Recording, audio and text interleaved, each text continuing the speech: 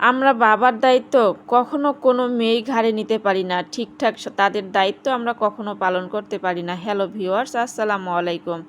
একটা সংসারে যখন প্রথমে কন্যা সন্তান জন্মগ্রহণ করে এবং সেই কন্যা সন্তান জন্মগ্রহণ না করে যদি একটা ছেলে সন্তান জন্মগ্রহণ করে, আমার মনে হয় সেই সংসারে ছেলেটা বড় হয়ে নিজের কাঁধে তার বাবা মার দায়িত্ব নিতে পারে, সঠিক দায়িত্ব তারা পালন করতে পারে। কিন্তু আমরা মেয়েরা সেটা কখনোই করতে পারি না, কারণ যখন আমরা বড় হয়ে যাই, পড়াশোনা আমাদের শেষ হয়ে যায়, বাবা মা অনেক কষ্ট করে আমাদেরকে পড়াশোনা করায়। সেটা যদি আরও হয় নিম্ন মধ্যবিত্ত ঘরের, তাহলে তো কোনো কথাই নাই, তাদের কষ্টের কোনো শেষ নাই। তাদের কষ্টের কথাগুলো কি আর বলবো, সেটা অনেকেই হয়তো বা নিজের চোখে দেখেন, যে যারা গ্রামে আছেন, গ্রাম কিংবা শহর হোক, যারা মধ্যবিত্ত ঘরের সন্তান তারাই বোঝেন যে আসলে বাস্তবতাটা কী। কারণ তারা পারে না মানুষের বাড়িতে কাজ করতে, আর পারে না কোনো নিজেকে কোনোভাবেই প্রতিষ্ঠিত করতে। আচ্ছা, যাই হোক, যেটা বলতেছিলাম যে আসলে আমরা মেয়েরা কখনোই পারি না বাবা মার দায়িত্ব পালন করতে। আসলে আমরা যখন বাবা মা আমাদেরকে বড় করে পড়াশোনা করায়, তখন বিয়ে দিয়ে দেয়, তখন কিন্তু নিজের সংসার গোছাতেই আমরা ব্যস্ত হয়ে পড়ি।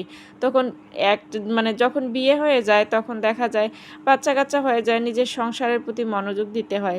আসলে কখনোই আমরা পারি না বাবা মার ঠিকঠাক দায়িত্ব পালন করতে। কিন্তু একটা ছেলে মানুষ ইচ্ছা করলেই, সে যদি একটু চেষ্টা করে, তাহলে তার বাবা মাকে অনেক ভালো রাখতে পারে, অনেক শান্তিতে রাখতে পারে। আবার যদি কোনো ঘরে কোনো ছেলে সন্তান না থাকে, তাহলে তার বাবা মার তো কষ্টের কোনো শেষ থাকে না। হয়তোবা এখন যুগটা চেঞ্জ হয়ে গিয়েছে, এখন হয়তোবা আমরা বলি যে না, ছেলেরা হচ্ছে পিছিয়ে আছে, আমরা মেয়েরা এগিয়ে আছি, ছেলে মেয়ে কোনো তফাৎ নাই। কিন্তু না রে বোন, না রে ভাই, মেয়েদের যারা বিয়ে হয়ে আসছি, যারা আমরা সংসার করতেছি, তারাই বুঝতেছি আসলে বাবা মাকে ইচ্ছা করলে সব কিছু দিতেও পারি না। যতই আমরা চাকরি করি না কেন, আর যতই আমরা আমাদের হাজব্যান্ডের যতই টাকা পয়সা থাক না কেন, ওই যে একটা আছে না, পরাধীন, তো আমরা পরাধীনের মতোই থাকি। আসলে দেখা যায় নিজে চাকরি করে হয়তো বা স্বামীকে না জানিয়ে লুকায় চুরায় দিতে পারি, কিন্তু যারা আমাদের একদম গৃহিণী, তারা কখনোই দিতে পারি না। খুব খারাপ লাগে, খুব আফসোস লাগে, করার কিচ্ছু থাকে না। কি আর বলবো বলেন। এভাবেই হয়তো আমাদেরকে মেয়েদেরকে যতই বলা হোক যে আমরা মেয়েরা এগিয়ে আসি, এখানেই আমরা মেয়েরা সব থেকে পিছিয়ে আসি, যে আমরা কখনো বাবা মার দায়িত্ব সঠিকভাবে পালন করতে পারি না, কিংবা পারবো কি না সঠিকভাবে দায়িত্ব পালন করতে, সেটা একমাত্র উপরওয়ালাই জানে।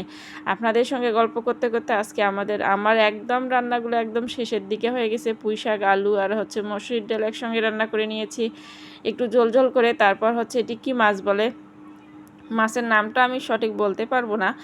আচ্ছা, যাই হোক, সেই মাছটা হচ্ছে ভালো করে হলুদ লবণ দিয়ে একটু মেখে ভেজে নিয়েছিলাম। নেওয়ার পর হচ্ছে এখানে কষিয়ে, মশলাটাকে ভালো করে আগে কষিয়ে নিয়েছি। নেওয়ার পর পানি দিয়েছি, পানিটা একটু গরম হওয়ার পরে কিন্তু মাছটা দিচ্ছি। ঠান্ডা পানিতে মাছটা দেওয়া যাবে না, কারণ ভেজে নিয়েছি, এই মাছটা ভাঙার খুব চান্স থাকে, খুব তাড়াতাড়ি হচ্ছে ভেঙে যায়। এজন্য একটু পানিটা গরম করে দিলে হয় কি, যে আসলে ভাঙারও চান্সটা থাকে না, এবং বলক উঠে খুব তাড়াতাড়ি রান্নাটা করা যায়।